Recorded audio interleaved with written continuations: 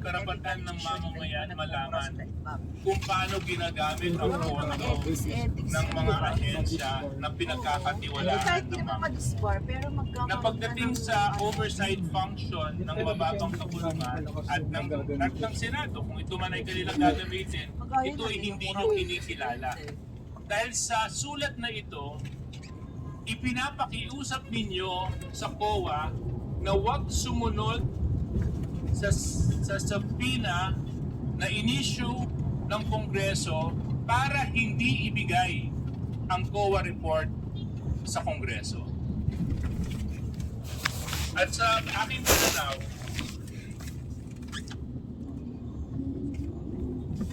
this is one way of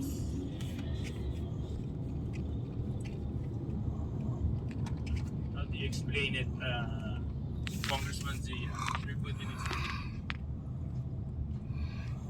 of covering the truth.